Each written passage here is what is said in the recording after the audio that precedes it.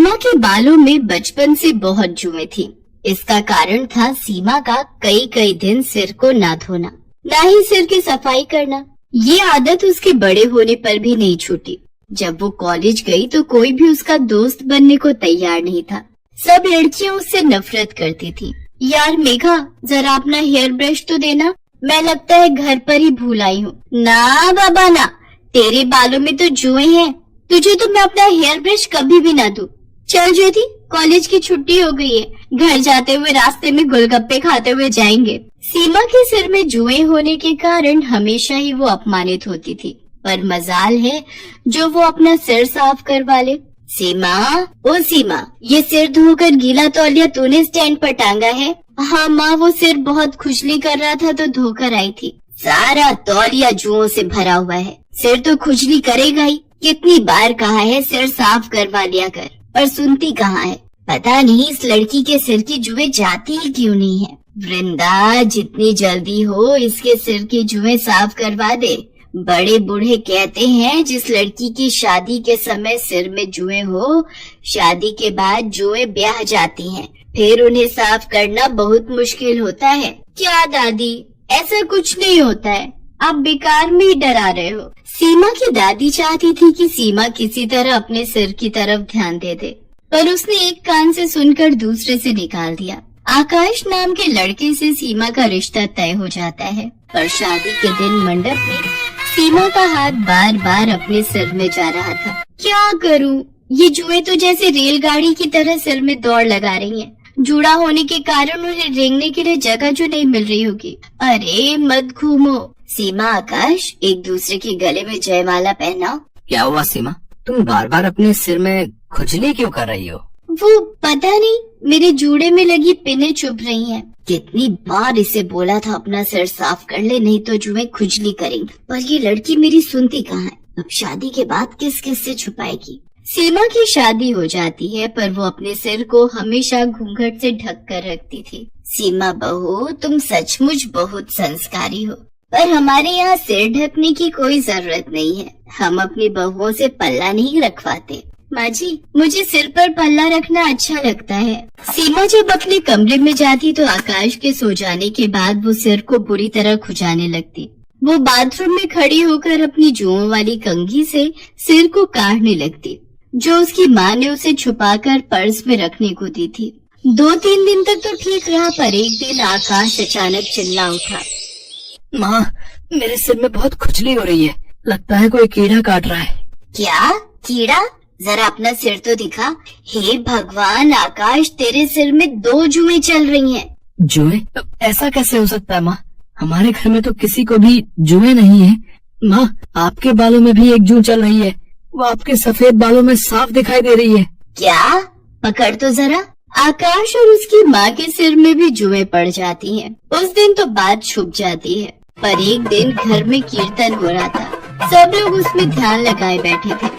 सीमा ने डर के मारे सिर पर घूंघट डाले रखा, और सबके बीच सीमा के सिर से साड़ी का घूंघट नीचे गिर जाता है। तभी एक पड़ोसन की नजर सीमा के सिर पर जाती है। हे भगवान सुषमा, तुम्हारी बहू के सिर में कितनी जुएं हैं। छी छी छी छी छी छी। राम राम राम, जुएं वाली बहू है सुषमा की। खबरदार जो मेरी बहू के खिलाफ एक लफ्ज भी बोला।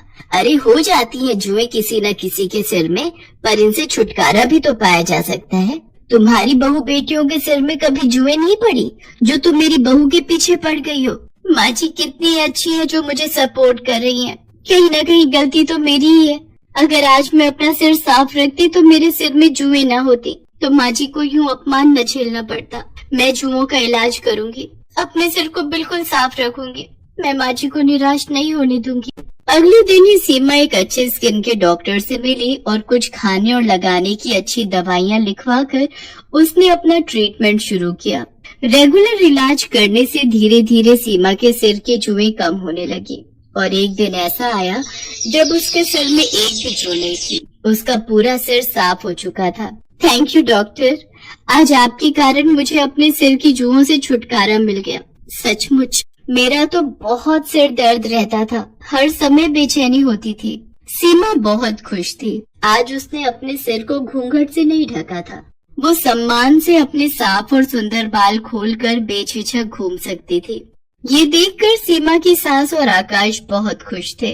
सीमा की माँ और दादी को जब ये बात पता चलती है तो वो भी चैन की सांस लेते हैं कि आखिर सीमा ने अपने सिर की देखभाल के बारे में सोचकर हमेशा के लिए जुओं से छुटकारा पा लिया।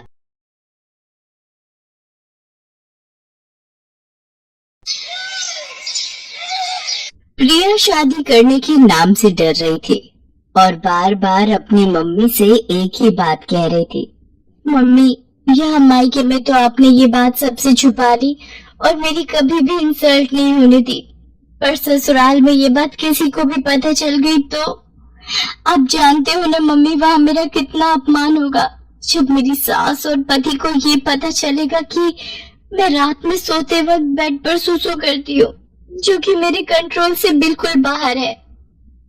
प्रिया बेटा, मैंने तेरी दवाइयाँ सूटकेस में रख दी है, तूने समय पर लेती रहना। तू घबरा मत, डॉक्टर ने भी तो यही बोला है ना कि तुम्हें तनाव बिल्कुल भी नहीं लेना है और रात को सोने से पहले सुसु करके सोना, तो तुम्हें ही परेशानी नहीं होगी। अपने खाने पीने का ध्यान रखना और सोते समय अपने मोबाइल में आधी रात का अलार्म भी लगा लेना, जैसे यहाँ लगाकर सोती हो। प्रिया उस वक्त माँ की बात को सुन लेती है, पर उसके मन में इस बात को लेकर बहुत डर और घबराहट पैदा हो रही थी। कुछ दिनों बाद प्रिया की शादी हो जाती है और वो अपने ससुराल आ जाती है। कुछ दिन तक प्रिया अपने फोन में अलार्म लगाकर सोती है तो सब कुछ ठीक चल रहा था, पर एक दिन प्रिया, अचानक मुझे ऑफिस के काम से बाहर जाना पड़ रहा है, पर मैं 2 दिन में वापस आ जाऊंगा। तुम इस बात को लेकर मेरे से नाराज तो नहीं होना? नहीं नहीं, मैं भला क्यों नाराज होने लगी, आपका काम पहले है, आप अच्छे से काम करके लौटना। अरे रवि बेटा, तू चिंता क्यों करता है, मैं हूँ ना बहू का ख्याल रखने के लिए, हम दोनों सास बहू खूब मजे करेंगे।